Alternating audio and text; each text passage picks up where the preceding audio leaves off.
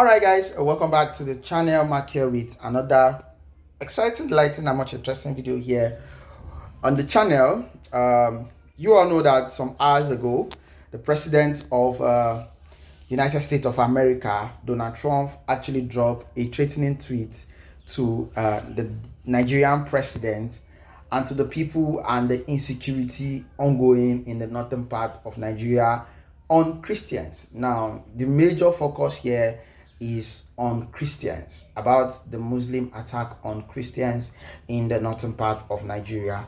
And he made it categorically clear that if the president of the Federal Republic of Nigeria did not swing into actions, he is going to intervene. Now, Dele Farotimi did one of his Sunday sermon, and he had to talk about that. He said a lot concerning that issue, and I will not say much. I'm not going to tell you what he said. I'm just going to allow you to listen. He said other things. He talked about Peter Obi, his support for Peter Obi, and the rest of others. So take your time, watch this video.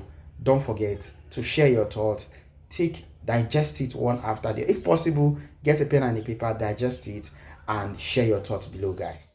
Good morning, everybody. That was the Yoruba language session. Like I explained to them earlier on, it was my hope that I would be much earlier than this, but I've been delayed by multiple factors this morning. And you just have to manage that I didn't get to spend sufficient time to prime you. So it's good morning. It's 10 o'clock now, and we'll start now. So this week, I was provoked by multiple things. Excuse me, 1 second. My darling daughter, would you be kind enough as to leave that place because you are disrupting my broadcast? Thank you very much. Bye. Like right away, please. I'm sorry. It just so happens that I was trying to avoid this and moved to my own den, but the network drove me back into the space where I get to disturb them. And my daughter is not particularly... Anyway, let's leave that. So this morning, I will be speaking to the subject, no saints, no sinners, just Nigerians. I was provoked into speaking to this subject during the course of the week because of personal experiences and because of multiple things I am observing within the Nigerian space where there are just too many reasons why it is critical that we address the fact that we're both the problems and the solutions to our own problems. But before I presume to speak to my subject, I've been rudely interrupted by a couple of American presidential tweets. And it is critical that I must address these issues because they've become the proverbial elephant in the room. And I'm not sure it is possible for me to address my subject today without necessarily speaking to that. So just in order to speak to it broadly and quite frontally, I will deal with it first, and then I'll dovetail into my subject as already introduced. A lot of people are reacting to Trump without reading the substance of his tweet. I have taken the time to read it, and I will now respond. I don't do reactions. First, Nigeria was designated a country of concern or something along those lines. And the American president spoke about the genocide in northern Nigeria, Christians in northern Nigeria. That stood alone on his own. And then he proceeded and issued a second tweet. And I've reduced this tweet broadly to my own understanding First, he said if the Nigerian government continues to allow, I read English language and linguistics before I read law, although I didn't graduate. But it left me with a lifelong predilection for linguistic exactitude. So when words are used, I am very, very deliberate about deconstructing words in order to understand what is said, so that there will be no room for ambiguity. Given the fact that I am not a native speaker of the English language, I find this the easiest way to understand exactly what it is that a person is saying at any point in time. He said, if the Nigerian government continues to allow, is this true? Has the Nigerian government continued to allow genocide in Nigeria? Now, if you know me, you will know that I am not a respecter of persons. I'm a respecter of truth. I do not need Trump to tell me that the Nigerian government is complicit in the genocide that has been taking place in the country. I do not require Trump, and I have been saying this consistently for a decade, in the public, in books, in speeches, in essays. There are substantial evidence in the public space to conclusively say that the Nigerian government allows what is happening. So let us be clear. We do not need Trump to tell us that, but he said that in his tweet. So I have no choice. I have to follow the truth. I have to agree with him. The Nigerian government allows the genocide because there is indeed a genocide. And I have called it that for at least a decade. I do not require Trump to tell me that there is a genocide going on in Nigeria that the government of Nigeria has allowed. I do not require Trump to say that. Commodore Laumi has already told us that. Bugaje has already told us that. Was it Baraje? He's already told us that. The fact that the creature called Ali Modu Sheriff is still walking around in Nigeria and he remains a man of influence tells me everything I need to know about the complicity of the Nigerian state. Now, he said the USA will immediately stop all aids and assistance. I am forced to speak to a private encounter where I had occasion to speak to US government officials. And when I was asked, is there anything we can do for you? I said, no, we don't require anything from you. I want nothing from anybody. Just stick your nose out of our business. Because the American interest in Nigeria is not exactly benevolent. But that is another topic for another day. I was clear. Stick your nose out of our business. And stick your nose out of our business includes keep your heads, keep your assistance. It's not been beneficial to us. If anything, your aids and assistance have only served to keep us further impoverished and reinforced the evil that you have allowed to overtake our country. So let us be clear. I am all for you doing number two.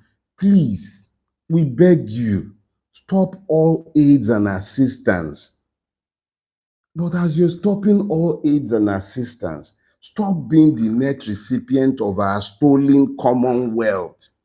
I was in the US in the immediate aftermath of the 2023 election. And I was specific in saying exactly this. You allow things in Nigeria that you will not tolerate in your country. People who kill and murder Nigerians, to your knowledge, they buy homes in your country. They have dual citizenship. They have residence in your country. You say nothing about this and you're threatening us about the withdrawal of all aid. Keep your aids, please. But remove these people. Don't stop allowing them access to your banking system. Stop allowing them safe havens in your country, not just in America, all over your sphere of influence. Force them to come back to Nigeria to solve our own problems. The reality is that what you give with one hand, you take back with the other. Please keep your aids. Please keep your assistance. Now, you call Nigeria a now disgraced country. It wasn't disgraced under your rule. It's been disgraced a long time from inception. And it is up to us to make it honorable. But thanks for pointing it out to us. Because at least if the people who ruin this country will not hear us when we tell them, perhaps they'll hear now that you are telling them how they've disgraced us all over the world. They come to you, cap in hand, supposedly begging for charity from you, when you know how many billions they have stashed away in your banking system. So yes, the country is not just now disgraced. It's been disgraced for a while with your help. And I'm not talking about you, Donald Trump. I'm talking about America. I'm talking about the West. I'm talking about the rest of the world, including China and all the other people who have provided succor to those who have destroyed this beautiful country. So yeah, it's disgraced, but it was never really engraced. It is entirely up to us to do with it as we will, if we can find the grace to engrace it. Now, let us be clear about something. You're talking about coming to Nigeria, guns blazing. When the guns are blazing and the bullets are flying, we've seen examples of where America has done this everywhere in the world. We would rather you don't come into our country guns blazing. It doesn't really require you coming in guns blazing. It just requires you insisting on the right things being done in Nigeria. It requires judiciary, who you know how corrupt they are. You have access to intelligence that the average Nigerian can never touch. You know. And if they are indeed persons deserving of death, you have more than ample evidence. You know what you used to do. Do that. Expose them. Bring them to international trial courts that are built by you. The Americans and the West created the International Criminal Court. If they are indeed persons within the Nigerian power circle who are guilty of these things, you know what to do to bring them to justice. But please don't come into our country gun blazing. Nigeria is not Somalia, and is a multicultural, multi-ethnic society. We don't need you to come into our country guns blazing. You understand? Now, you spoke of Islamist terrorists. Why not tell us the truth? You know who they are. Commodore Laumi told us. He flirted with it. He just couldn't release the names. But that is understandable. He's our own intelligence officer, trained by you as well. US was involved in his training. You guys have better files, access to better information than Olawumi ever had. Why not tell us who they are? Why not tell the world? So please, don't tell us about coming guns blazing. You know who the terrorists are. Tell us. The ones in the power structure of Nigeria, tell us. Expose them. And then you spoke of atrocities. The atrocities that have been taking place in Nigeria didn't start today. It started since around 2003. Sometime with American connivance and silence. We are aware, but we've been rendered powerless because America has been largely complicit in what has happened to us. You can help us. Yes, you can. America can be a true friend to progressive forces in Nigeria, but not by coming in with your guns blazing. We don't need you coming into our country guns blazing. Just stand by the truth and insist on the right things being done. Hmm? Now you have discovered the cherished Christians in Nigeria. Where were these cherished Christians in 2014, 2015? When the Obama regime, whether you like it or not, at the end of the day, was the American government.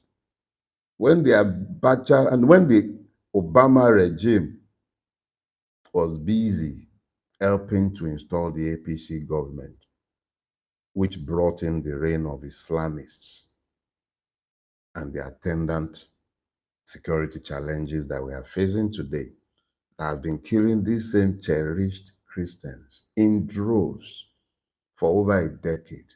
What has America been doing about it? And what did America ever say? So I'm happy that all of a sudden America remembers that there are cherished Christians in Nigeria, but there are also cherished Muslims.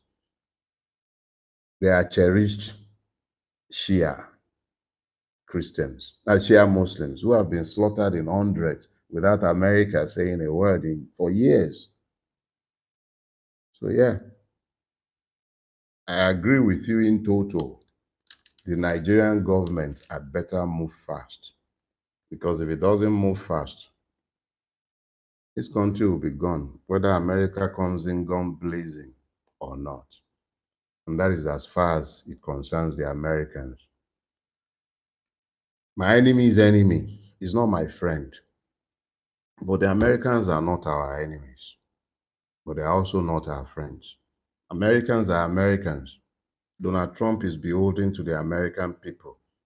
And it is his interest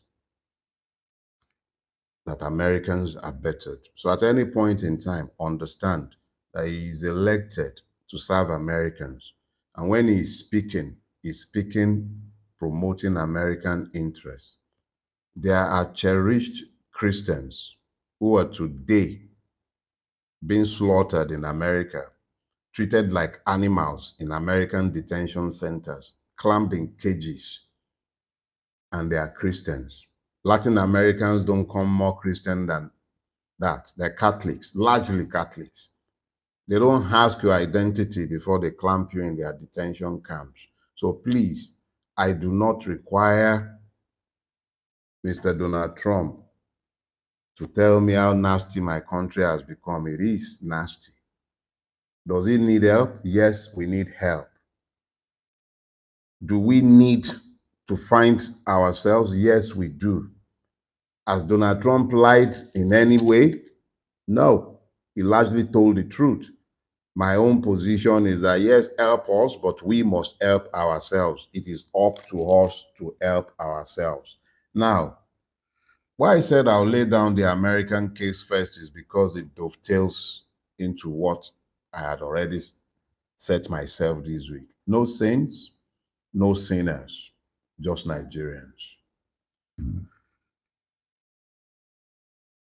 I have repeatedly sang a particular song each time that this has come to mind, and that is the one where I have said, Boala Lowombe, that is, we are all guilty. Nigeria did not get to this point by accident. It is here by design, but we have acted horribly because we have allowed it, and we are equally complicit in what has overtaken us. My wife runs a business where she sells food. On a Sunday, pretty much like this one, she unexpectedly, at least her staff were not expecting her, so she went to the store. And on getting there, for some reason, inexplicable, because even on normal weekdays, she probably wouldn't have visited, but she went to the kitchen. And she found the staff. They had fried 3 crates of eggs. That's 96. I don't speak about my businesses, so I would avoid speaking, but some of the persons listening to me are familiar with the business about which I'm speaking. It's a food retail business. There were less than 30 people on duty. I think they had about 24 to 26 people on duty because it was a Sunday. They fried 96 eggs. That is more than 3 to a person. You know what's worse? They had no authority or right to fry anything. So this was taken out of stock. And nobody would have known anything about it because it would have been classified as breakages. And then they cooked. I know you'll find this incredible, but it was 12 tubers of yam that they cooked. 12 tubers of yam. 3 crates of eggs. Nigerians. And each and every one of them have at one point or the other had cause to speak about the corrupt government of Nigeria. They have had reason to speak to the wickedness of our rulers. But they did this. I wouldn't eat more than one egg fried. Each one of them had more than 3 when you consider the fact that they fried 3 crates of egg. That is not about sating hunger. That is about being wicked. Now remember this. This wasn't something, this is not something the management was ever meant to find out. And it took the collective silence of those working there, all of them, for that to happen. And they will speak to the wickedness of the government. There was a day I was driving towards my office in Lekki, and I noticed that a light had come up on my dashboard suggesting that I had a flat tire. I had run flat, but it was necessary that I topped up the hair. So I parked by a vulcanizer at the junction to my office on Admiralty. And he said, oh, you have a couple of leakages. I didn't argue with him. I paid him. And he fixed it. So I drove away. And then I got back home, and in the following morning, the driver called my attention to the fact that when he was cleaning the car and he started it earlier on, he noticed that the light was on. The tire light was on again. And this was Monday now, so I asked him to take the tire to the Dunlop Center close to my house. And he went there. And by the time he got back, he said, oh, there was something wrong with the valve. So they replaced the valve. I never had any leak in my tire. But this vulcanizer, he had, anyway, I went back to him on my way to the office. And I said to him, you have apprentices, young boys, a couple of them probably in their early teenage years, and you're already teaching them to steal as part of them learning a trade. But he too will speak about the wickedness of Tinubu. He will tell you how wicked the government is. He will speak of the oppression of the ruling class. But he's a Nigerian. He is one of us. Just another Nigerian. When I was in prison, I came across multiple persons who had no business being in prison. Absolutely no business being in prison. But because somebody somewhere, some Mr. Big Man, felt himself wronged or felt a need to punish someone for something that went wrong, they're in prison. It's just another Nigerian. No saints, no sinners. And then I realized that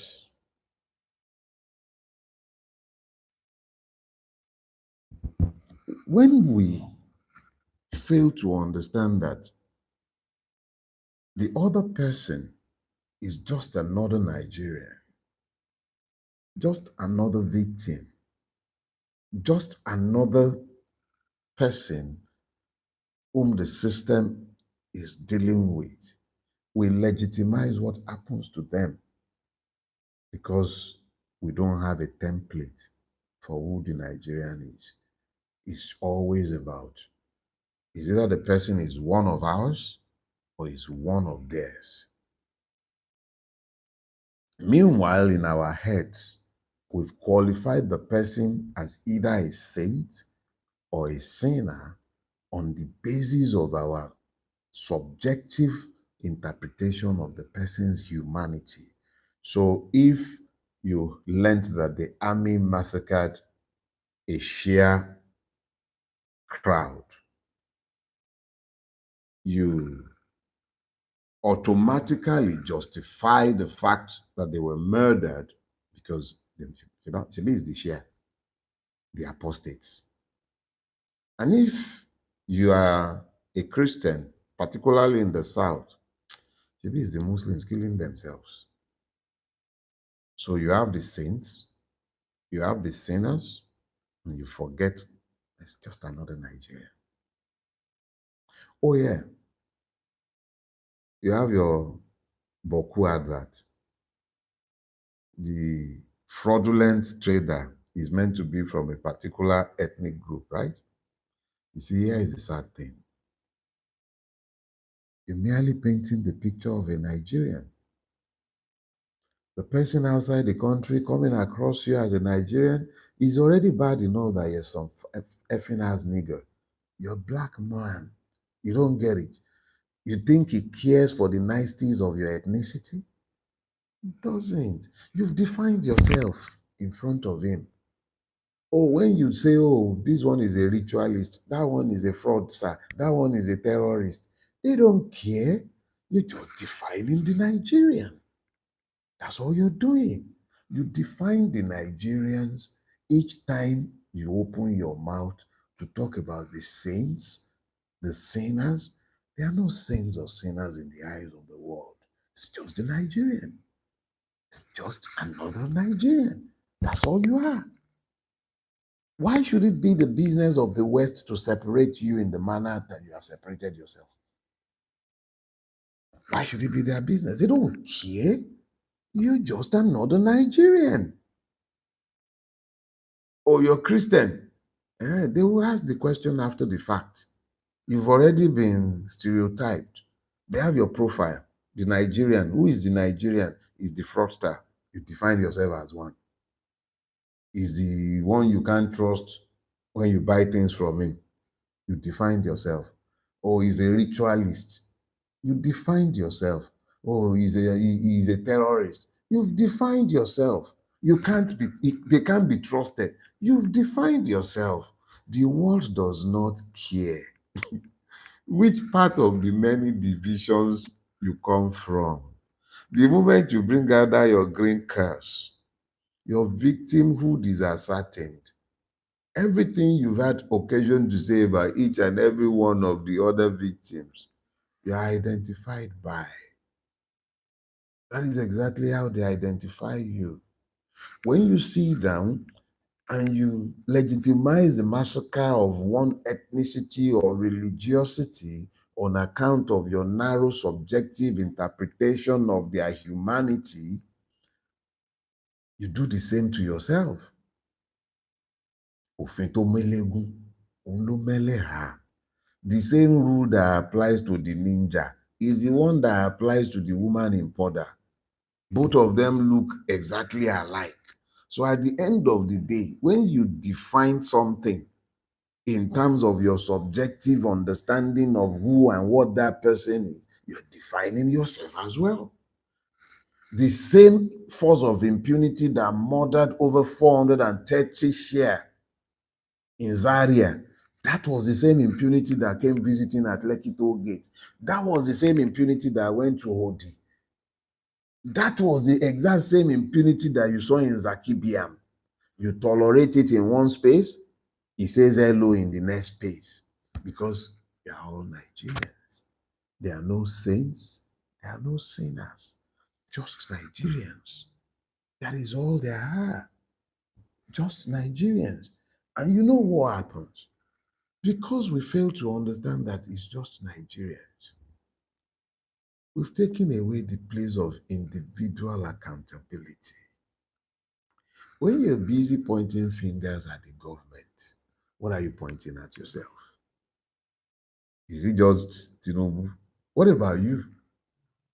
What about you in your private space? What do you do? What about you? Look at the society. We've become acculturated to madness. That didn't happen just because our rulers are evil. It happened because we permitted it, we explained it, we normalized it. That's why it's happening to us. We think we are exempt because we are this, because you are Yoruba, you are Fulani, you are Igbo, you are this, you are that. It doesn't exempt you. Don't worry, it will come to you eventually. What you legitimize in relation to one becomes normalized in relation to all. Eventually, it will come your way. Eventually. Look, Nigeria is the way it is by design because it has never been owned by Nigerians. If it's ever going to change, it will be because Nigerians owned it. And Nigerians cannot own it if there are no Nigerians. You've divided yourselves and we have no common cause. I am not unmindful of the persons who've been asking about the ICE platform. Don't worry, you would have more access to that platform this week. I'm driving towards that. Don't worry yourselves. There are systemic issues. These things are by design. But we would have to find common cause, bring ourselves together, understanding the fact that we cannot deal with these as saints and sinners. It's just Nigerians.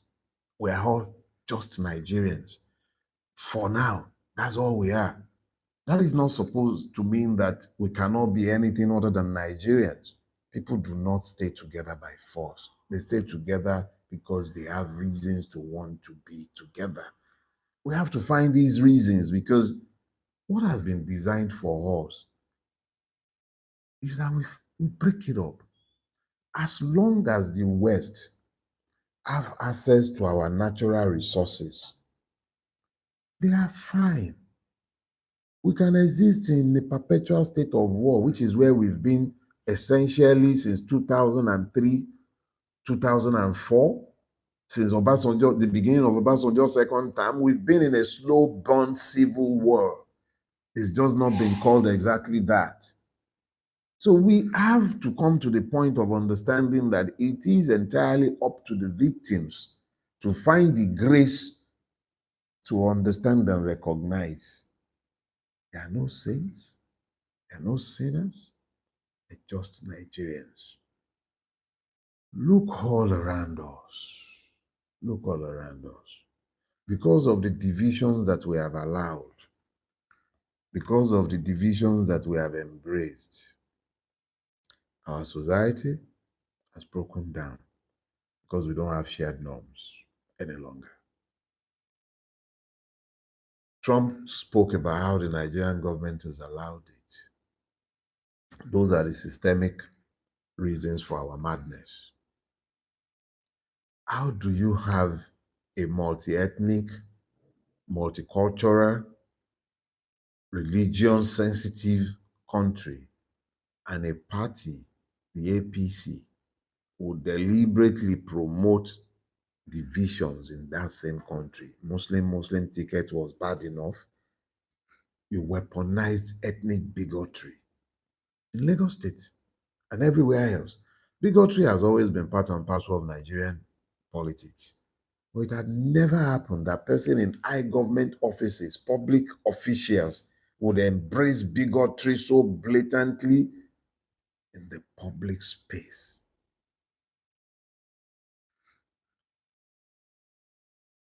But if we, who are not beneficiaries of the madness, who are in truth the victim of the madness, refuses to find the grace, to find the common purpose, to come together to ensure that our house does not come crashing around our heads, what we would have is what we already have: social conflicts, resentment,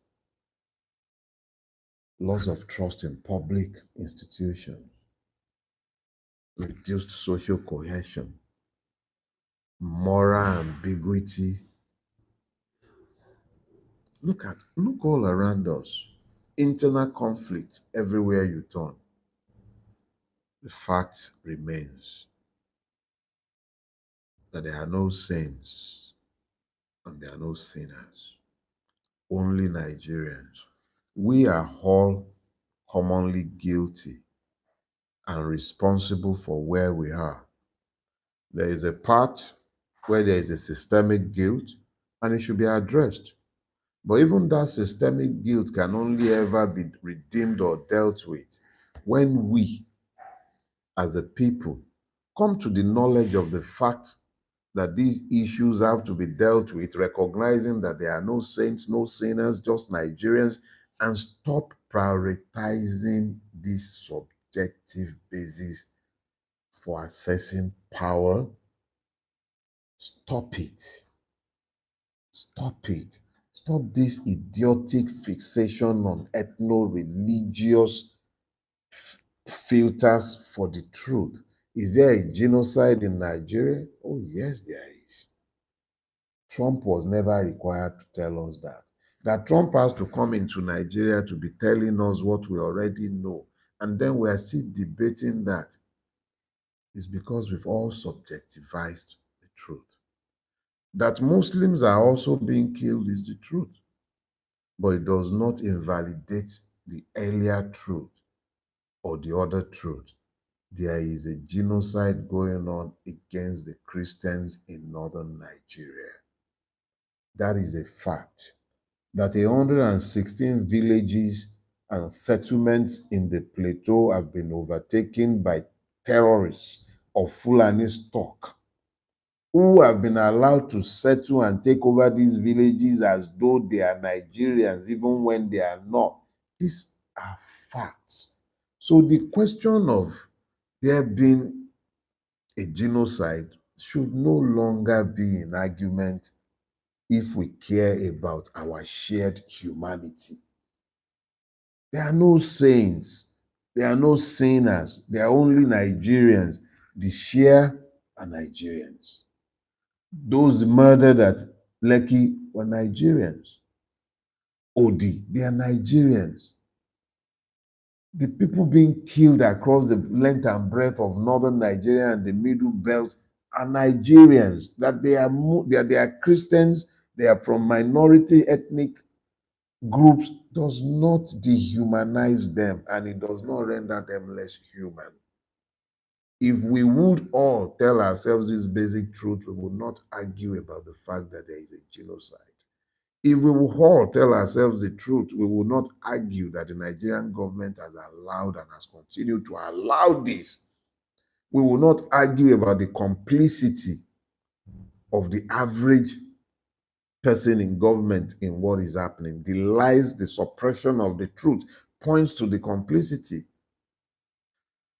These are truths we must tell ourselves.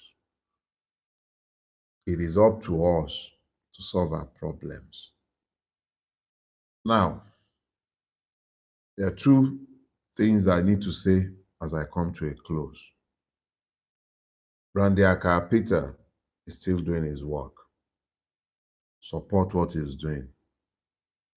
But beyond that, the ICE platform and the links to it will be published before the end of this week on all my social media platforms. It's not something I'm looking to control. It's something I'm looking to give all of you. In the first place, all our politics, this gentleman has been something of a very interesting species, maybe in our APC, but I don't know. Even if my enemy brings a good idea, I'm happy to embrace the good idea. So if na USA project, we thank God. But as far as I'm concerned, dear Nigerians, own your thing, own your country. Nobody is coming to save us. We are the ones who would have to save ourselves. And believe it or not, it is entirely up to us. Anybody coming in to help us is coming in to profit. And if they're profiting off our back. Now the love we then get for chicken, we then want slaughter. Now the West get for us. It is up to us to love ourselves if we are going to save ourselves. I've had my say this morning. I look forward to seeing you again next week. God bless all of you.